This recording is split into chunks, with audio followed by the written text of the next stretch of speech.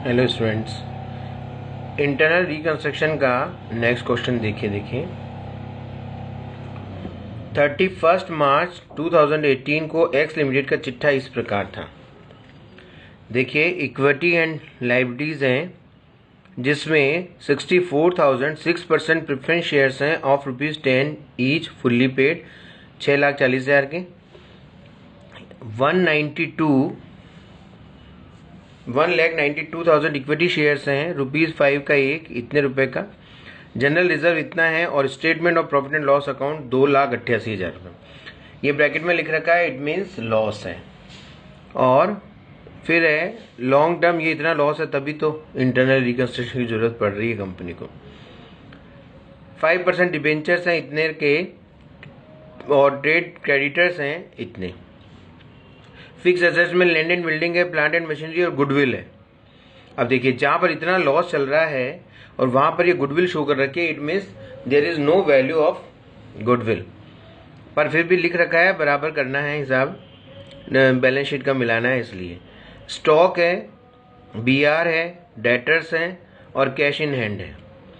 अब देखिए आगे क्या लिखा हुआ है कि संपत्तियों के पुनर्मूल्यांकन करने पर ज्ञात हुआ कि ख्याति का मूल्य 0 है। पुनर्मूल्यांकन जब किया गया तो ख्याति का मूल्य 0 और अन्य संपत्तियां निम्नलिखित सीमा तक अधिक मूल्यांकित की हुई है। मैंने जब आपको बताया था सबसे पहले इंटरनल रिकंस्ट्रक्शन के बारे में, तभी बताया था कि जहां पर कृत्रिम संपत्तियां बहुत अधिक होती हैं और वित्तीय कठिनाइयों का सामना जो कंपनी करती है, उसमें क्या होता है, ख्याति भी मूल्यहीन होती है और अन्य संपत्तियां भी सही मूल्य पर नहीं लिखी हुई होती हैं। केवल उसका बैलेंस शीट का दोनों तरफ का टोटल मिलाने के चक्कर में वो दोनों बराबर करनी की हुई होती है। तो ये कह रहा है इतनी अधिक मूल्यांकित है। भूमि और भवन 1,28,000 रुपये से ज्यादा मूल्यांकित है, इसको कम करना है। प्लांट एंड मशीनरी 1,76,000 से और संदिग्ध ऋणों के लिए 16,000 रुपये का आयोजन भी बनाना है, प्रोविजन फॉर बैड डेट्स। 1 अप्रैल 2018 को पुनर्निर्माण की योजना जो ट्रिब्यूनल द्वारा स्वीकार की गई वह निम्न प्रकार थी। यह आ गई इंटरनल रिकंस्ट्रक्शन की योजना। लेनदारों ने अपने दावे के 50% के लिए 6% ऋण पत्र लेना स्वीकार कर लिया। शेष राशि इस तिथि के 6 माह पश्चात नकद में भुगतान किया जाएगा।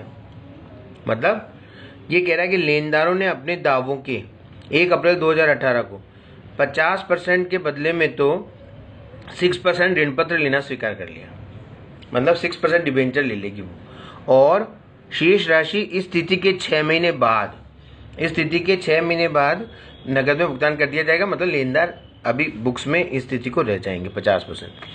प्रत्येक पूर्वाधिकार अंश को 5 तक कम करना है, 5 तक कम करना है।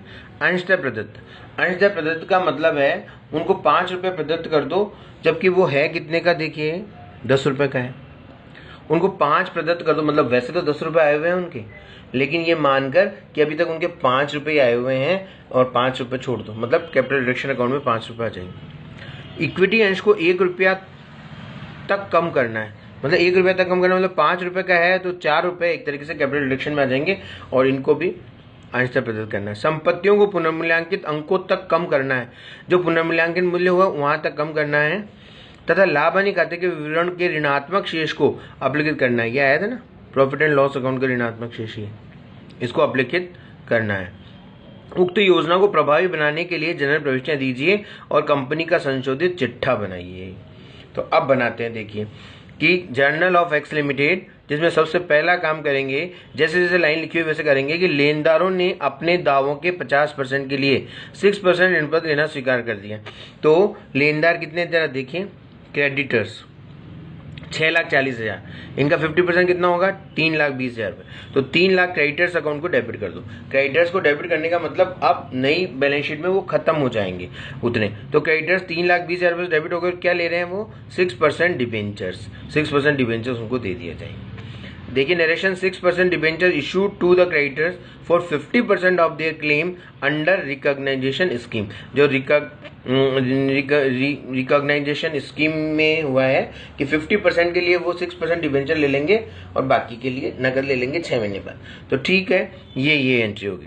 फिर ये कह रहा है कि प्रेफरेंस शेयर कैपिटल को 5% तक कम करना है, अंशतः प्रदत्त करना है। जब उनका डेनोमिनेशन चेंज करना होता है तब तो अपन एंट्री अपन ने पहले जैसे की है वैसे करेंगे, जैसे पहले क्वेश्चनों में की कि जैसे अगर डेनोमिनेशन चेंज करना होता तो मैं आपको बताऊं, अगर डेनोमिनेशन चेंज करना होता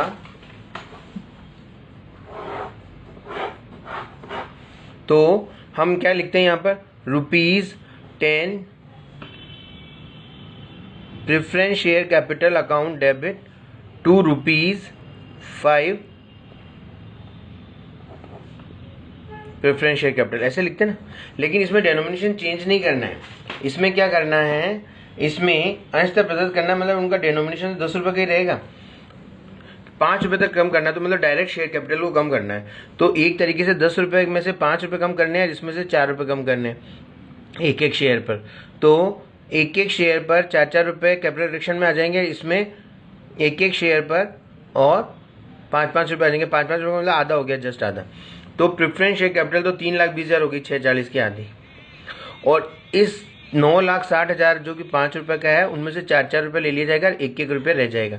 तो ये इसमें से आ जाएंगे 7,68,000 रुपये, क्योंकि 1,92,000 को 1,92,000 को अगर आप 4 से मल्टीप्लाई करेंगे तो ये आ जाएंगे 2 कैपिटल रिडक्शन में आ जाएंगे पैसे। फिर देखिए अगर कोई रिजर्व वगैरह पड़ा हो तो देखिए इसमें है क्या, ये जनरल रिजर्व है 3,200 रुपये का, इसको भी कैपिटल रिडक्शन अकाउंट में ले जाएंगे। क्यों? क्योंकि जब हम लेनदारों से सबसे पैसा मांग रहे हैं अंशधारियों से, तो अपना खुद का जो रिजर्व है कंपनी उसको तो कैपिटल रिडक्शन अकाउंट में ट्रांसफर करेगी ही करेगी। General reserve to capital reduction 3200। अब देखिए कैपिटल रिडक्शन में कितना पैसा आ गया, एक तो ये 1088 ये आ गया और यहाँ पर 3,200 ये आ गया, इन दोनों को जोड़कर और डेबिट कर देंगे कि कैपिटल रिडक्शन अकाउंट डेबिट, इन दोनों को जोड़कर आ गए ना 10,91,200। अब क्या क्या खत्म करना है वो खत्म कर देंगे, जो जो कंपनी को जिससे नुकसान होना है वो खत्म होना है वो होगा। देखिए अब है सबसे पहले तो ये कह रहा है संपत्तियों को पुनर्मूल्यांकित अंकों तक कम करना है। ये यहाँ पर क्या कहा था उसने कि अन्य संपत्तियां निम्नलिखित सीमा से अधिक मूल्यांकित हुई है। भूमि और भवन 1,28,000 रुपये, तो भूमि और भवन को 1,28,000 रुपये से कम करना है। ये देखिए 2 land and building 1,28,000, plant and machinery को 1,76,000 रुपये से, प्लांट एंड मशीनरी को 1,76,000 रुपये से। फिर संदिग्ध ऋणों के लिए 16,000 का आयोजन बनाना है। प्रोविजन फॉर बैड डेट 16,000 रुपये, क्या गया प्रोविजन फॉर बैड डेट 16,000, ये हो ही गया। फिर कह रहा है कि यहाँ तक हो गया ये। अब कह रहा है कि पुनर्मूल्यांकित मूल्यों तक कम करना है, कर दिया। लाभ हानि खाते के विवरण के ऋणात्मक शेष को अपलिखित करना है। ऋणात्मक शेष कितना है 2,88,000 रुपये, तो P&L अकाउंट का आ जाएगा 2,88,000 रुपये, ये आ गया 2,88,000 रुपये, ठीक है। फिर इसने कहा गुडविल का मूल्य 0 है, गुडविल कितनी दिखा रखी है 4,48,000, 4,48,000 रुपये गुडविल ले ली। और मैंने आपको बताया था कि अगर फिर भी पैसा बच जाता है कैपिटल रिडक्शन अकाउंट में तो उसको कहाँ ट्रांसफर करते हैं, कैपिटल रिजर्व में। ये कैपिटल रिजर्व में बाकी का बैलेंसिंग फिगर में कैपिटल रिजर्व आ गई, बैलेंसिंग फिगर कैपिटल रिजर्व, बस ये एंट्रीज होगी। अब आप इसकी नई बैलेंस शीट बना दो। नई बैलेंस शीट में तो क्या होता है कि जो चीज़ बड़ी है उसको बढ़ा दो और घटी है उसको घटा दो। जैसे पुरानी बैलेंस शीट को देखते जाओ, 640 ये थे प्रेफरेंस शेयर कैपिटल, ये तो डेबिट हो गए। ये देखिए 320, तो क्या बचा फिर 320 ही बचे। ये देखिए 320 इक्विटी शेयर जो 1,92,000 रुपये के थे, 1,92,000 रुपये, 1,92,000 इक्विटी शेयर थे जो 5 रुपये का एक था, 4 रुपये तो उसमें चले गए, 1 रुपये बचा, तो 1,92,000 ही आएगा ना 1 रुपये के हिसाब से। 1 रुपये पेटअप 1,92,000, इनको ऐसे शो करेंगे 5 रुपये पेटअप 1 रुपये पेटअप, मतलब फिर कभी इनसे मांग सकते हैं। जैसे इनसे 10 रुपये का है ना, ये 10 रुपये का है लेकिन अभी 5 रुपये पेटअप कर दिया, क्योंकि इसने प्रश्न ने आपको कहा था अंशतः प्रदत्त इसको करना है, डेनोमिनेशन चेंज नहीं करना। फिर देखिए जनरल रिजर्व खत्म हो गया और ये स्टेटमेंट P&L अकाउंट ये खत्म हो गया, लेकिन एक नया रिजर्व बन गया कैपिटल रिजर्व। देखो ये कैपिटल रिजर्व, तो कैपिटल रिजर्व अब नई बैलेंस शीट में आ जाएगा कितने रुपए से, 35,200 रुपये से। ये 35,200, 35,200 से ये आ जाएगा कैपिटल रिजर्व। फिर देखिए आगे, अब 5% डिबेंचर्स तो पहले ही थे और एक 6% डिबेंचर और नए और हो गए, तो 5% तो हो गए 3,84,000 के और 6% हो गए 3,20,000 के। 3,84,000 और 3,20,000 ये हो गया। मतलब नई बैलेंस शीट तो बिल्कुल कंप्लीटली वैसे ही करनी है जैसे भाई नई जो एंट्रीज हुई है उनके अकॉर्डिंग क्या एडजस्टमेंट हो रहे हैं उनको करते हुए। फिर क्रेडिटर्स 6,40 के थे तो 3,20 के रह गए, क्योंकि 3,20 तो डेबिट हो गए, बाकी बचे 3,20। ये बस ये लाइबिलिटी साइड हो गया। इसी तरह एसेट साइड में लैंड एंड बिल्डिंग 7,68,000 रुपये, उसमें लैंड एंड बिल्डिंग में 1,28,000 कम कर देंगे। प्लांट एंड मशीनरी 7,20 की है तो उसमें से 1,76,000 रुपये कम कर देंगे। फिर गुडविल खत्म हो जाएगी, BR एज इट इज रहेंगे, डेटर्स 1,92,000 में 16,000 कम हो जाएंगे, और cash in hand as it is रहेगा क्योंकि कैश कोई काम नहीं है। देखिए ये सब कम होने के बाद ये आ जाएंगे। तो इस तरह अब आप ये इंटरनल रिकंस्ट्रक्शन के चैप्टर के क्वेश्चंस आप करेंगे। Thank you.